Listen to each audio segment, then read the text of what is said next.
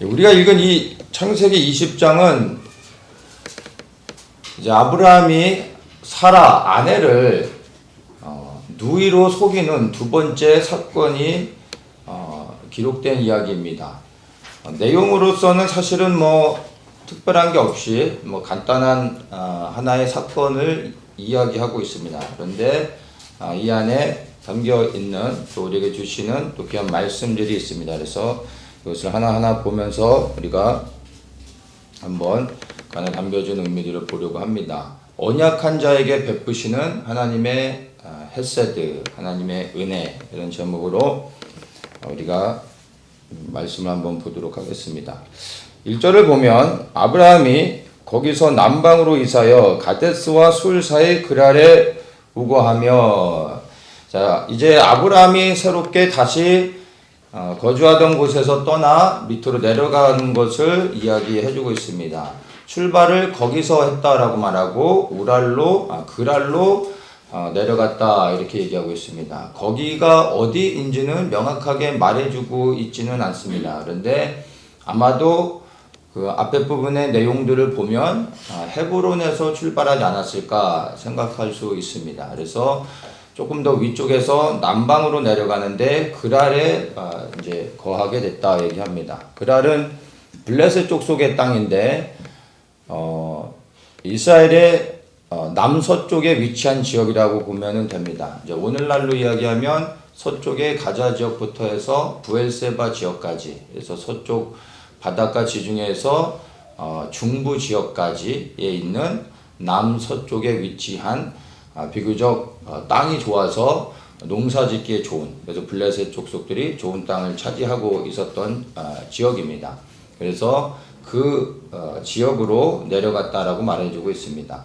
근데 본문에서는 왜 내려갔는지에 대해서는 명확하게 말해주고 있지 않습니다. 그래서 우리가 추측해보면 아마도 과거의 경험으로 생각할 때 창세기 12장에서도 그가 기근을 만날 때 어디로서 내려갑니까? 처음 이제 거주했던 세겜에서부터 쭉 내려가다가 애굽까지 내려갔던 사건을 우리가 이제 기억합니다. 그러면 아마도 그가 살고 있었던 그 헤브론 지역에서 계속해서 거주해 살기가 여러 가지 어려움들이 있었을 겁니다. 그래서 이제 좀 더 나은 환경을 찾아서 어떤 기근이나 여러 가지 문제로 인해서 내려가지 않았을까 우리가 이렇게 예측해 볼 수가 있습니다. 그런데 이것을 통해서 그가 거주하게 된 이 그랄로 갔다는 것을 통해 아브라함의 믿음이 그래도 조금은 성장했다라는 것을 우리가 한번 생각해 볼 수 있습니다. 왜냐하면 처음에 아브라함이 가나안 땅에 들어왔을 때는 세겜에서 이제 시작을 했죠. 하나님의 약속의 땅에 왔었지만 기근으로 인하여 그가 약속의 땅을 떠나 애굽까지 내려갔었습니다.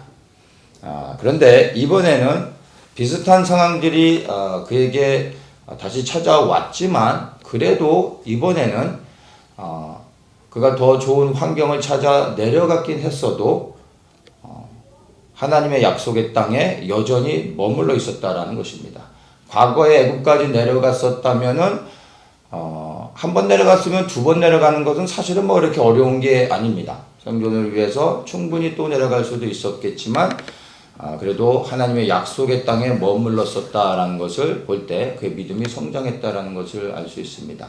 이 부엘세바 지역, 이 그랄 땅은 당시로서는 가나안 땅 지경에서 사람이 살 수 있는 최남단의 지역입니다. 그래서 우리가 이스라엘을 흔히 얘기할 때 단에서 부엘세바라고 얘기하죠. 이 부엘세바는 최남단의 사람들이 살 수 있는 지역이 됩니다. 그래서 최남단까지 내려갔지만 그러나 여전히 약속의 땅에 머물러 있었다는 것입니다. 그래서 어쨌든 이것을 볼 때 그의 믿음이 예전보다는 성장해서 하나님의 약속의 땅에 머물려고 했었던 것을 우리가 발견할 수 있는 겁니다. 근데 2절에서 조금 이제 다른 스토리가 시작됩니다. 그 아내 사라를 자기 누이라였으므로 그랄 왕 아비멜렉이 보내어 사라를 취하였더니 이렇게 사건이 이제 전개가 됩니다. 약속의 땅에는 머물러 있었는데 아브라함이 자기 아내 사라를 이제 또다시 그의 누이라고 속이게 됩니다. 그래서 이 이방 족속의 땅에 갔을 때 자기의 아내로 인하여 혹시나 자기가 죽을 수 있을까 두려워하여 이제 누이라고 속여 그 땅에 거주하는 사람들에게 그렇게 소개를 했죠. 그리고 아비멜렉이 그 소식을 듣고 또 사라의 어떤 미모를 보고서 그를 자기의 아내로 취하게 됩니다. 그래서 1절을 보면 성장을 했는데 2절을 보면 여전히 성장하지 않은, 여전히 동일한 실수를 하고 있는 아브라함을 발견하게 됩니다. 그러면 이게 성장한 건지 아닌지 혼동될 수 있습니다. 그런데 사실은 믿음의 성장 과정 가운데 우리가 흔히 겪을 수 있는 과정이라고 저는 생각을 합니다. 우리가 한 번에 모든 것이 변화가 되어져서 성장할 수 있다면 너무나 좋겠지만 사실은 계속되는 여러 가지 연약함들의 모습들이 반복되어지는 과정 가운데 조금씩 성장한다라는 것을 알고 있습니다. 그래서 참 믿음의 성장이 한 번에 되지 않는다라는 것을 이 아브라함을 통해서도 다시 한번 확인할 수 있는 부분이 됩니다. 자, 그런데 사라를 자기 아내가 아닌 누이라고 말했던 부분에 대해서 우리가 좀 두 가지를 좀 한번 생각해 볼 필요가 있습니다. 첫째는 사라의 미모입니다. 얼마나 이뻤길래 지금 이 창세기 20장의 스토리를 우리가 일반적으로 보면 19장, 18장에서 이제 천사들이 아브라함과 사라에게 나타나서 내년 이맘때 너에게 아들이 있을 거다 이야기해 줬습니다. 그리고 사건이 이제 이렇게 연결되어 가고 있습니다. 그리고 내년 이맘때라 말하는 것은 사라의 나이가 대략 89세였었다는 겁니다. 그런데 이 89세의 할머니를 보고 마음에 들어서 아내로 취하고 있는 겁니다. 그러면은 아비멜렉이 할머니를 좋아하는 건지 아니면 사라가 미모가 너무 뛰어났었던 건지 혼란스럽죠. 생각 안 해보셨습니까?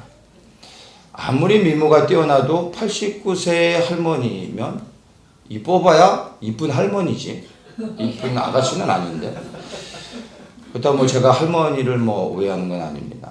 그러면 이 사라가 굉장한 동안이었나? 그럴 수도 있죠. 아무리 동안이어도 89세 할머니가 동안이어봐야 그래도 어려 보이는 할머니 아니겠습니까? 그래도 할머니일 텐데 사라의 미모가 어떻길래 이 아비멜렉이 자기의 아내로 취하려고 했을까 궁금해집니다. 그런데 이 창세기 스토리는 전반적으로는 시간의 흐름 안에서 기록되어져 있지만 전체적인 그 내용이 시간의 순서에 의해 배열되어 있지는 않습니다. 중간중간에 저자가 강조하고자 하는 것들을 의도적으로 시간 순서와 상관없이 끼워놓은 부분들이 있습니다. 그런데 이 창세기 20장의 내용은 아마도 중간에 들어간 내용이라고 보시는 것이 타당합니다. 그래도 또 질문은 여전히 남습니다. 그래봐야 한 25년 정도 줄어드는 건데 그래도 할머니거든요. 그래서 이 부분은 저로서는 해결이 안 되고 그냥 우리가 퀘션으로 좀 남겨둬야 될 부분인 것 같습니다. 근데 중요한 것은 뭐 사라의 미모가 어떻느냐라는 것이 아니라 아브람과 사라가 언제부터 오빠와 동생 사이로 이렇게 되어졌냐, 이것을 우리가 좀 볼 필요가 있습니다. 많은 분들이 사실 오해하고 있는 부분인데 창세기 12장에서도 그렇고 오늘 보는 20장에서도 그런데 애굽에 내려갔을 때, 그리고 또 이 아비멜렉 이 왕이 사는 이 그랄 지역에 내려갔을 때 이제 거기에서 혹시라도 당할 위험으로 인하여 급하게 갑작스럽게 사라에게 지금부터 이 땅에서는 나를 오빠라고 불러라 라고 생각했을 거라고 대부분의 사람들이 그렇게 추측을 한다라는 것입니다. 자, 그런데 사실은 그렇지 않습니다. 나중에 이제 이 사건들이 다 들통이 나죠. 하나님이 개입하신 다음에. 그래서 이제 11절부터 보면은 아비멜렉이 이제 아브라함을 불러서 하는 이야기가 있습니다. 뭐라고 얘기하냐면 내가 무슨 의견으로 이렇게 했느냐 이렇게 얘기합니다. 야, 나는 네가 네 동생이라고 해서 합법적으로 내 아내를 삼았는데 야, 난 하나님 때문에 죽을 뻔했잖아. 나한테 왜 이런 거짓말을 했느냐 이런 얘기죠. 그랬더니 아브라함이 대답합니다. 이곳에서는 하나님을 두려움이 없으니 내 아내를 인하여 사람이 나를 죽일까 생각하였음이라. 또 그는 실로 나의 이복누이로서 내 처가 되었음이니라. 이렇게 얘기를 하죠. 내가 그랄 땅에 왔는데 혹시나 이 땅의 사람들이 내 아내의 미모로 인하여 나를 죽이고 내 아내를 취할 것 같아서 내가 두려워서 우리가 이렇게 오빠와 동생이 되기로 했습니다. 이렇게 얘기하는 겁니다.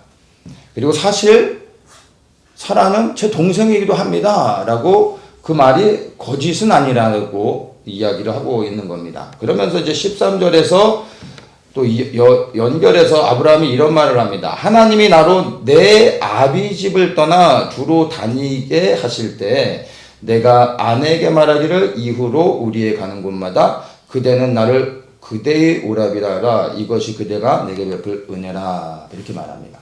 이 말씀을 이해하는 것이 굉장히 중요합니다. 아브라함과 사라가 이제 나를 오빠라고 불러라 라고 서로가 합의를 봤던 이 시점은 애굽에 내려갔을 때 아니면 그랄에 내려갔을 때가 아니라는 겁니다. 언제입니까? 바로 하란을 떠날 때부터 아브라함이 사라에게 그렇게 말했던 겁니다. 그것을 요구했다라는 것입니다.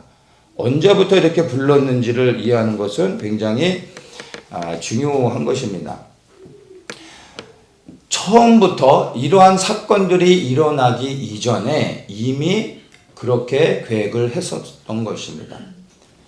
그렇다면 왜 이러한 계획을 사건이 일어나기도 전에 미리 했었을까요? 이유는 아브라함이 앞에서 이야기해 줬습니다. 사람들이 아내의 미모로 인하여 나를 죽일까 싶어서 미리 이러한 것들을 떠나기 전에 서로 계획을 했다라는 것입니다. 우리가 이 말씀을 이해하기 위해서 당시의 시대적인 배경들을 이해하는 것이 필요한데 그 당시에는 한마디로 속된 말로 얘기해서 힘센 놈이 법이 되는 세상이었습니다. 그래서 뭐 누구의 아내라 할지라도 힘센 사람이 자기의 마음에 들면 그 남편을 죽이고 그 아내를 취해가도 뭐 그 당시에는 오늘과 같이 이렇게 정상적인 사회생활을 할 수 있는 것이 아니었기 때문에 뭐 그것을 따져서 될 수 있는 것도 아니고 뭐 주장해서 되는 것도 아닙니다. 힘센 사람이 마음대로 하는 그런 세상이었던 것입니다. 그런데 특히나 이제 하란을 떠나서 하나님이 가라고 하신 그 약속의 땅 가나안 땅을 가야 되는데 그 가나안 땅에는 그리고 하나님이 떠나라고 하신 그 지역은 이러한 일들이 더 빈번하게 일어나는 그러한 환경이었다라는 것을 아브라함이 인식했다라는 것입니다. 그래서 그러한 땅으로 갔을 때 나에게 어떠한 일이 일어날 수 있는지에 대해서 분명한 자각이 있었기 때문에 떠나기 전부터 이렇게 사라에게 요구할 수밖에 없었다라는 것을 우리가 이해를 해야 되는 것입니다. 여기서 중요한 것이 우리는 아브라함의 이러한 모습을 보면서 아주 비열한 불의한 사람으로 그리고 겁쟁이로 생각하는 경향들이 많은데 남일일 때는 뭐든지 우리가 정확한 기준을 가지고 아주 명확하게 옳고 그름을 말할 수 있습니다. 그런데 이게 우리의 문제가 될 때 사실은 그렇게 쉽게 얘기할 수 있는 게 아닙니다. 만약에 이 일이 우리에게 동일한 상황 가운데 일어나는 거라고 했을 때 여러분들의 느낌이 어떤지 생각해 보십시오. 하나님이 어딘가를 떠나라고 했는데 정말 그 땅에 가면 동일한 일이 일어날 수 있는 거예요. 그래서 잘못하면 내 아내의 미움으로 인하여 정말 누군가가 사람들이 와서 나를 살해하고 내 아내를 취할 수 있는 상황이라는 겁니다. 근데 하나님이 떠나라고 하셨어요. 근데 여러분들은 그 상황에서 기분 좋게 새로운 삶에 대한 소망을 가지고 떠나실 수 있겠습니까? 우리 형제님들은. 그리고 자매님들은 이것에 동의하고 함께 새로운 여정을 출발할 수 있겠습니까? 남편은 죽음을 당하고 나는 원치 않는 남자에게 끌려가 강제로 같이 살아야 되는 상황이 일어날 수 있다라고 할 때 여러분들은 이게 과연 그냥 아무 생각 없이 순종하며 갈 수 있겠냐라는 것입니다. 그리고 아브라함의 이러한 모습을 가지고 우리가 함부로 옳고 그름을 말할 수 있을지 고민해 봐야 된다는 겁니다. 물론 아내의 미모가 염려가 안 되는 분들은 이게 실질적이지 않겠지만 저와 같은 사람은 굉장히 실질적인 문제가 되는 겁니다. 그래서 이것을 우리가 결코 쉽게 보아서는 안 된다는 것입니다. 물론 아브라함이 잘못한 것은 맞죠. 제가 이 아브라함을 변명해 주려고 하는 것이 아닙니다. 우리가 보아야 되는 것은 그럼에도 불구하고 아브라함이 말씀에 순종해서 떠났다라는 겁니다. 몰라서 떠났던 것이 아니라 그리고 와봤더니 이런 상황이었더라가 아니라 이미 출발할 때부터 그 땅에 들어가면 무슨 일이 일어날지를 알았기 때문에 떠나기 전에 이런 합의를 보게 됐던 겁니다. 그럼에도 불구하고 떠났다라는 것입니다. 여러분들은 그럼에도 불구하고 떠나실 수 있겠냐라는 것입니다. 그리고 우리가 그것을 함부로 판단할 수 있을지에 대해서 생각해 봐야 되는 것입니다. 아브라함의 실수나 연약함보다 하나님께 대한 그의 순종에 저는 더 많은 점수를 줘야 된다라고 생각을 하는 것입니다.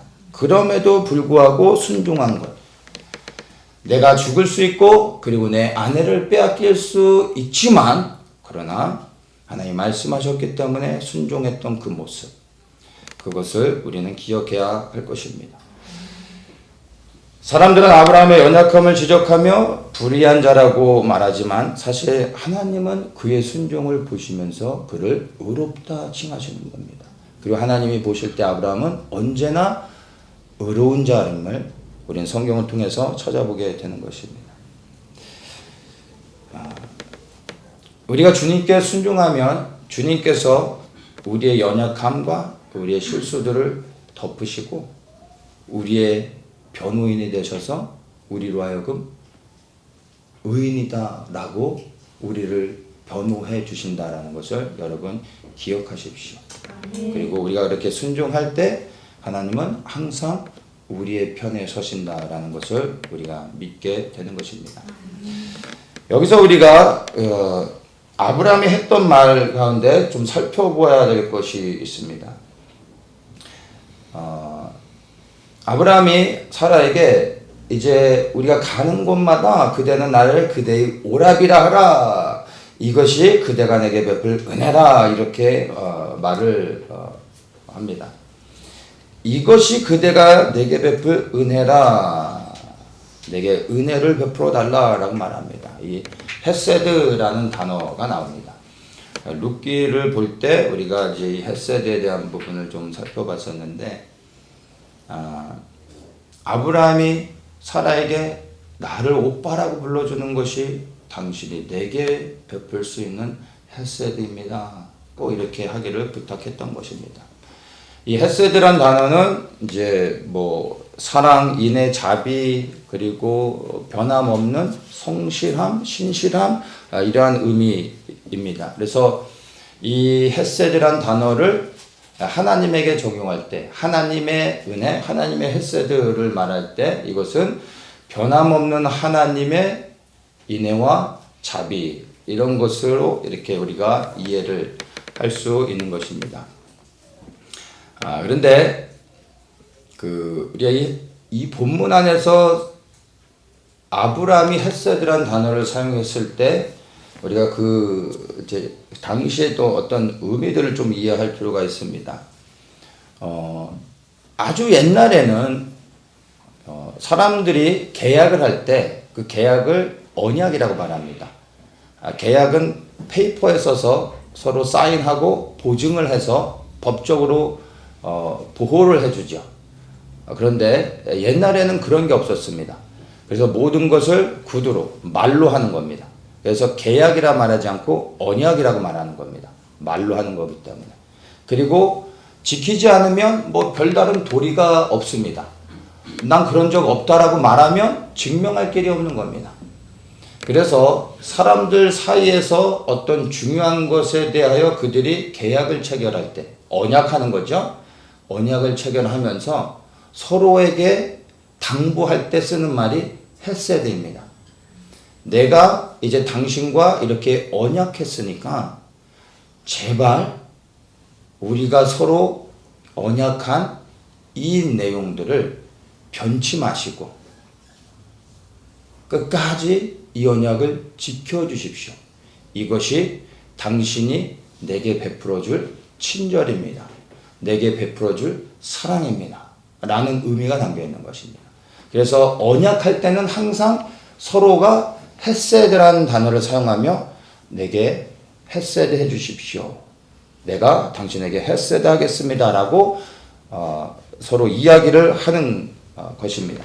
근데 아브라함이 지금 사라와 함께 일종의 계약, 합의를 보는 겁니다.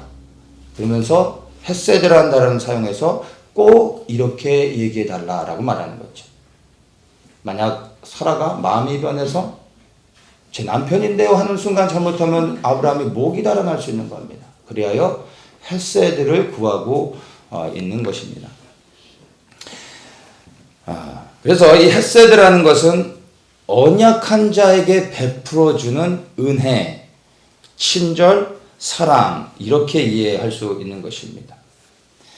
여러분 하나님의 헤세드, 하나님의 은혜가 매일의 삶 속에서 항상 우리에게 충만히 임하시는 이유가 무엇인지 이제 좀 알 것 같습니까?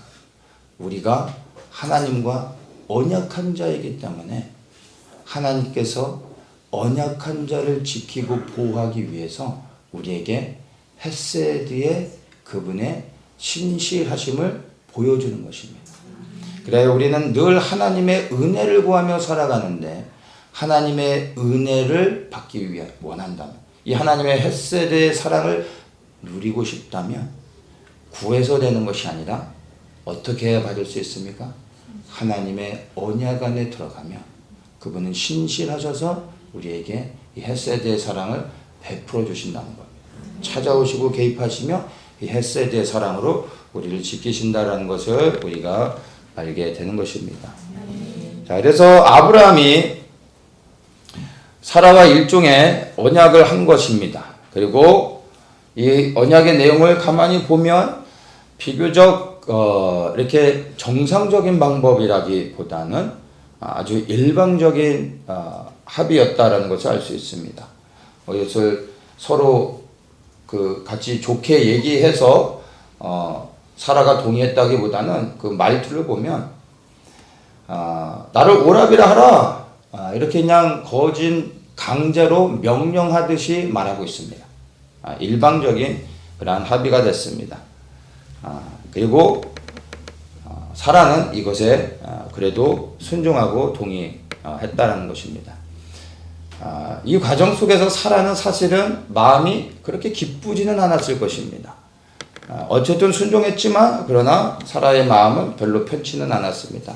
사라의 마음이 그 당시에 어떠했을지는 우리가 알 수는 없겠지만 제가 생각할 때 사라의 마음 속에서 표현은 못하지만 정말 이 나쁜 놈 하면서 속으로 그렇게 말하지 않았을까. 사라의 입장을 생각하면 당연하지 않겠습니까? 그런데 사라는 아브라함을 향하여 나쁜 남편이라고 말했을지라도 하나님이 보실 때 아브라함은 여전히 하나님 앞에 의로운 자가 될 수밖에 없는 것입니다. 왜냐하면 아브라함은 살기 위해서 사라에게 이것을 강요하고 있는 것이 아니라 하나님의 말씀에 순종하여 그 땅에 들어가 살아가기 위해서 강요하고 있다는 겁니다. 이게 어쨌든 사라의 입장에서는 받아들여질 수 없는 부분이고 마음에 힘듦이 있을지 몰라도 아브라함의 마음의 중심은 무엇입니까? 말씀에 순종하려고 한다는 겁니다. 그리하여 하나님이 보실 때 여전히 아브라함은 의로운 자가 될 수 있는 것입니다.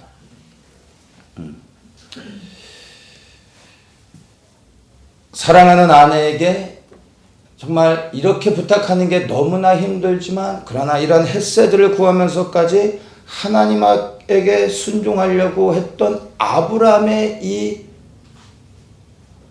마음을 여러분 헤아릴 수 있겠습니까? 결코 편치 아니하지만 그러나 사랑하는 아내보다 순종해야 될 하나님이 있기에 이렇게 할 수밖에 없었던 아브라함의 마음을 누가 이해해 줄 수 있을까요? 나의 입장에서는 누군가를 볼 때 불의한 것으로 불의한 자로 보여질 수 있습니다. 그리고 우리는 아브라함을 사실 이렇게 보든 저렇게 보든 불의한 자로 대부분이 생각합니다. 그런데 하나님이 보실 때 우리가 보는 불의한 자가 의로운 자가 될 수 있다는 것입니다. 그래서 우리는 무엇인가가 명확하게 드러나지 않는 이상 사람을 대하여 함부로 판단해서는 안 된다는 것입니다. 왜냐하면 그 하나님의 기준이 무엇인지 우리가 알 수 없기 때문입니다. 자, 사라가 아브라함에게 이러한 헤세드를 베풀었습니다.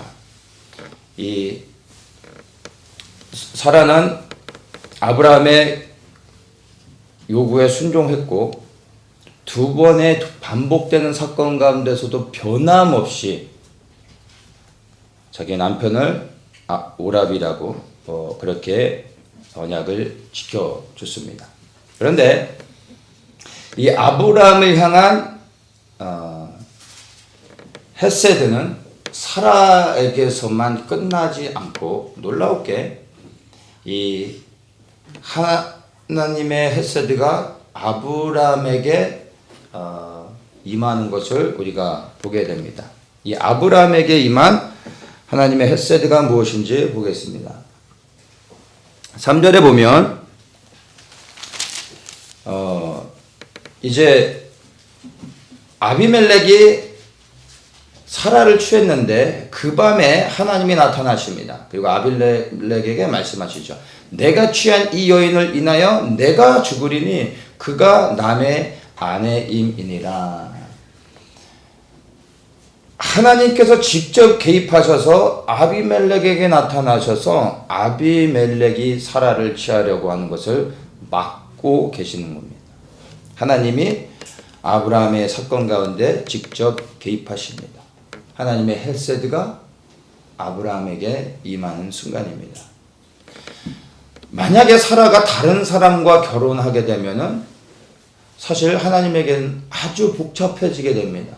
왜냐하면 아브라함과 사라의 후손을 통하여 약속된 하나님의 언약 백성들이 태어나야 되고 그리고 아브라함의 후손을 통하여 성취되어야 될 하나님의 언약이 있는데 이 언약이 깨져버리게 되는 겁니다. 하나님으로서 너무나 심각해지는 것입니다. 그래서 하나님께서 직접 언약한 자에게 개입하셔서 이 사건 가운데서 해결해 가시는 것을 보게 됩니다. 이게 무엇입니까? 언약한 자에게 찾아오시고 임하시고 해결해 주시는 하나님의 헤세드라는 것입니다. 왜 아브라함을 찾아오셨습니까? 언약한 자이기 때문입니다. 정말 우리가 하나님의 은혜를 받기 원한다면 다른 길이 없습니다. 하나님의 언약 안에 들어가는 것입니다. 그러면 우리가 부족할지라도 실수하고 넘어질지라도 하나님의 언약 안에 있기에 하나님께서 우리를 찾아오시고 우리의 삶에 개입하시며 하나님이 풀어 가신다는 것입니다. 아멘. 자, 그러면서 이제 14절에 보면은 하나님이 개입하시고 난 후에 이제 아비멜렉이 모든 사실들을 알고 난 후에 이제 아비멜렉이 사라를 돌려보내주죠. 14절에 아비멜렉이 양과 소와 노비를 취하여 아브라함에게 주고 그 안에 사라도 그에게 돌려보내고 아브라함에게 줍니다. 그리고 15절에 내 땅이 내 앞에 있으니 너 보기에 좋은 대로 거하라 이렇게 말합니다. 나의 땅이 네 앞에 있으니까 너가 원하는 곳에 너가 거주하고 살아라 이 말입니다. 자, 이 말의 의미는 무엇이냐면 아비멜렉은 그 그랄 땅의 왕입니다. 그가 그곳을 통치합니다. 그가 통치하는 이상 그 땅에 살게 될 아브라함은 아비멜렉을 통하여 보호가 되어지는 겁니다. 하나님께서 아비멜렉을 통하여 아브라함을 보호하게 해주시는 겁니다. 그래서 그 땅에서 안전하게 살아갈 수 있도록 하나님의 헤세드가 여전히 아브라함에게 임하는 것을 보게 됩니다. 그리고 또 16절에 보면은 그가 은 1000개를 받게 되어집니다. 많은 재물 또한 얻게 되어져서 그가 궁핍하게 살지 않고 또 언약을 성취할 수 있도록 하나님께서 필요한 모든 재물을 더하시며 풍요롭게 하시는 것을 볼 수가 있는 것입니다. 아브라함은 연약하여 실수했습니다. 그럼에도 불구하고 하나님께서 이 문제 많은 아브라함에게 너무나 풍성한 헤세드의 은혜를 베풀어주고 계시다라는 것입니다. 우리도 아브라함과 같이 연약하고 실수합니다. 아니, 우리는 아브라함보다 더 많은 연약한 모습들을 갖고 있을 것입니다. 그러나 우리에게 소망은 무엇입니까? 실수를 하지 않는 것보다, 연약하지 않고 강건해지는 것보다 더 중요한 것은 무엇입니까? 우리가 하나님의 언약 안에 머물러 있는 것입니다. 우리는 예수 그리스도를 통하여 하나님의 언약 안에 이미 들어가 있는 자녀들입니다. 그러면 우리가 그 언약 안에 견고히 서 있다면 하나님의 헤세드가 우리를 이와 같이 동일하게 우리를 붙잡아 주신다는 것을 우리가 믿을 수 있는 것입니다. 그렇다면 우리가 무엇으로 우리가 하나님의 언약 안에 있는지를 확인할 수 있을까요? 이 부분은 너무 중요합니다. 그냥 나는 하나님의 언약 백성이라고 주장해서 내가 언약 안에 있다라고 말할 수 있는 것입니까? 그렇지 않죠. 우리가 하나님의 언약 안에 있는지 확인할 수 있는 것은 예수님을 나의 주와 그리스도로 삼고 그리스도의 말씀에 순종하며 나의 삶을 들여 살아가고 있는지 여러분의 삶을 확인하고 점검하셔야 됩니다. 이것이 바로 하나님의 언약 안에 들어가 살아가는 자의 삶이 되어지는 것입니다.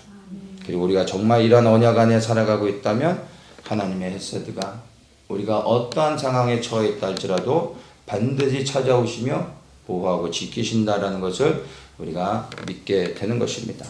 다시 한번 강구합니다. 여러분, 하나님의 언약 안에 거하시는 분들 되길 축복합니다.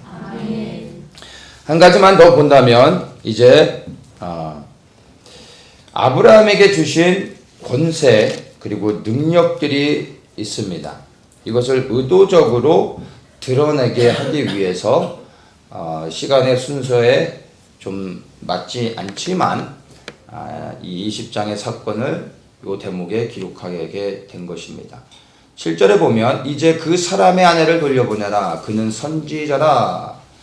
그가 너를 위하여 기도하리니 내가 살려니와 내가 돌려보내지 않으면 너와 내게 속한 자가 다 정령 죽을 줄 알지니라. 자, 이 이야기는 하나님께서 아비멜렉에게 꿈에 나타나셔서 사라를 보호하시면서 이제 돌려보내라 라고 말씀하시는 대목인데 아브라함을 뭐라고 하나님이 소개를 합니까? 그는 선지자다 이렇게 말합니다. 그러면서 그가 무엇을 할지를 얘기해 주죠. 그가 너를 위하여 기도할 것이다. 그러면 너가 살 것이다. 그러나 그가 너를 위해 기도하지 않으면 너는 죽음을 당할 것이다. 라는 무서운 말씀을 하시는 것입니다. 아브라함의 기도를 통하여 아비멜렉이 살 수도 있고 그가 기도하지 않으면 아비멜렉은 죽음을 당할 수도 있다라는 것입니다. 이것을 하나님께서 말씀하시면서 또한 17절에 보면 이 모든 사건들이 다 풀어지고 난 다음에 아브라함이 하나님께 기도하며 하나님이 아비멜렉과 그 아내와 여종을 치루하사 생산케 하셨으니 여호와께서 이왕에 아브라함의 아내 사라의 연고로 아비멜렉의 집 모든 때를 다치셨음이더라. 이렇게 이제 말합니다.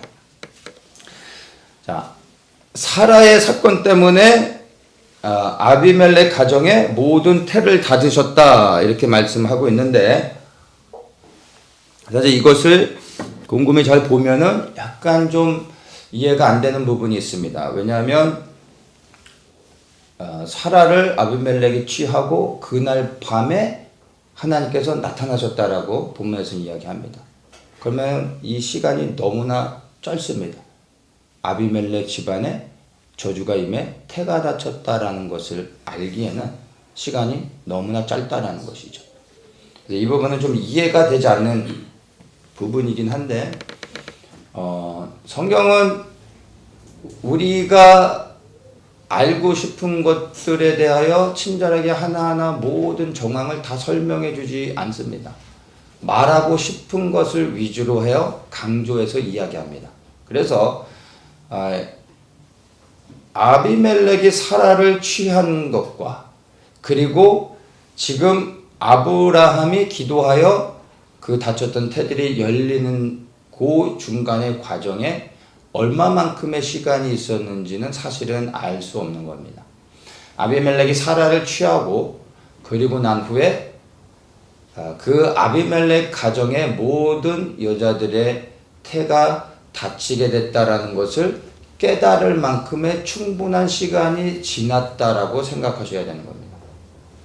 그리고 아브라함이 이제 기도해 줄 때 태가 열리게 됐다라는 것으로 중간에 시간차가 있다라는 것을 이해하면 될 것 같습니다. 중요한 것은 다른 것이 아니라 하나님의 저주로 인하여 사라의 사건으로 이 아비멜렉 가정의 모든 여자들이 불임하게 된 겁니다. 태가 닫혀버린 겁니다. 당시에 여성의 태가 닫히는 것은 그 가정의 가장 큰 재앙입니다. 여성들에게 있어서는 가장 큰 수치인 겁니다. 집안의 모든 여성들의 태가 닫혔습니다. 그런데 이제 모든 문제가 해결된 후에 아브라함이 그 가정을 위하여 아비멜렉 가정을 위하여 기도해 줬을 때 놀랍게 이 저주가 풀어지게 됐다는 것입니다. 네. 자, 우리는 이것을 통해서 좀 한 가지 하나님께서 이 말씀들을 통하여 우리에게 무엇을 드러내 보이고 싶으신지를 발견해야 됩니다. 아브라함이 축복하면 복을 받고 아브라함이 저주를 하면 저주를 받는다는 겁니다. 그 하나님께서 직접 말씀하시며 그리고 직접 이렇게 저주가 풀어지는 것을 보여주셨습니다. 이것은 아브라함과 맺은 하나님의 그 언약의 성취, 장차 이루어질 완전한 그 언약의 성취 이전에 아브라함과 맺은 언약의 성취를 예표적으로 보여주기 위해서 이러한 사건을 허락하신 겁니다.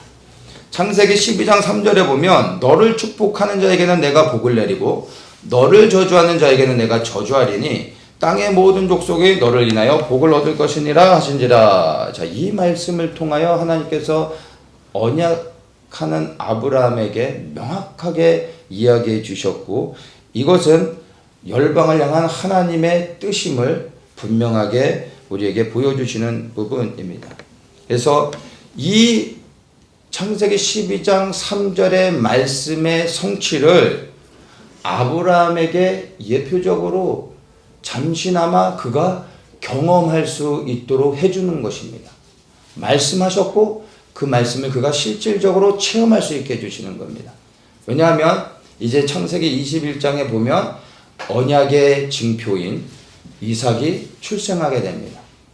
그리고 그를 통하여 이제 하나님의 언약이 계속해서 계승되어지며 더욱더 확장되어지게 되는 것이죠. 그래서 그러한 일들이 일어나기 이전에 먼저 아브라함에게 하나님이 하셨던 이 약속, 열방의 복이 되게 하시며 열방의 저주가 되게 하실 수도 있다는 이 말씀을 아브라함도 알게 하시며, 그리고 중요한 것은 아브라함이 아닌 누가 이방 사람들이 알 수 있도록 이것을 경험하게 하셨다라는 것입니다.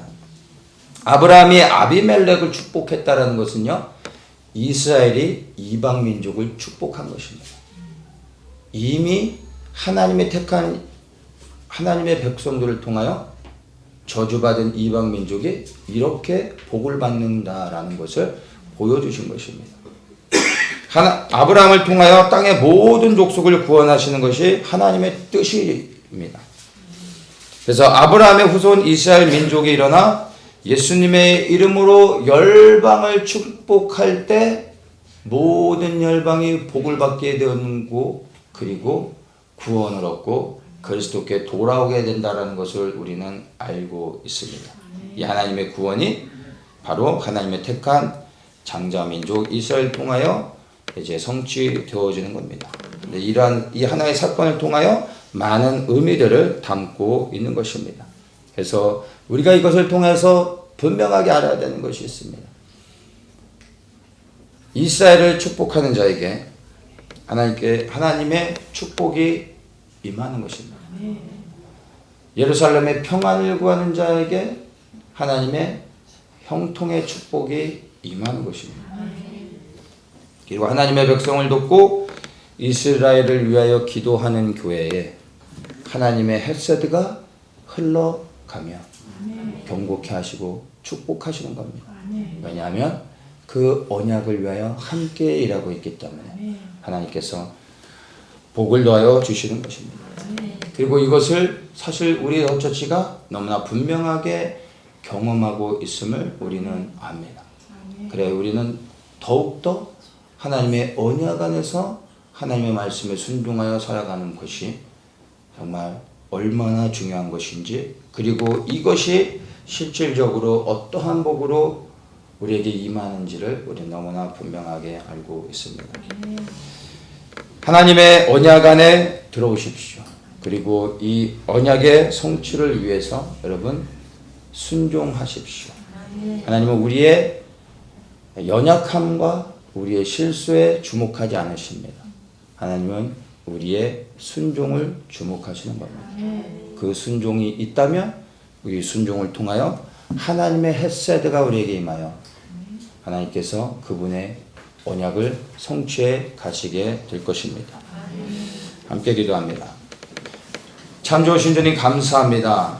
아브라함을 통하여 하나님의 언약이 어떻게 성취되어져 가며 그리고 예표적으로 어떻게 성취되어졌는지를 우리에게 보게 하심을 인하여 감사를 드립니다. 그리고 그 언약 안에 순종하며 나아가는 하나님의 백성들, 그리고 교회 위에 하나님의 그 헤세드가 어떻게 임하는지도 우리가 또한 경험합니다. 더욱더 말씀에 순종하여 언약 위에 서서 우리의 왕 예수 그리스도께 우리의 삶을 드리고 헌신하여 언약의 성취를 위해 나아갈 때 하나님의 헤세드가 우리 위를 덮으시고 함께 하시며 우리를 통하여 하나님의 뜻이 온전히 이루어지게 하여 주시옵소서. 이 언약의 성취를 소망하며 그 언약을 우리의 심장에 품고 믿음으로 나아갈 때 우리 안에 기쁨 있게 하시고 담대케 하여 주시고 하나님의 영광을 위해 힘있게 나아갈 수 있도록 축복하여 주시옵소서. 감사하며 예수님의 이름으로 기도드리옵나이다. 아멘.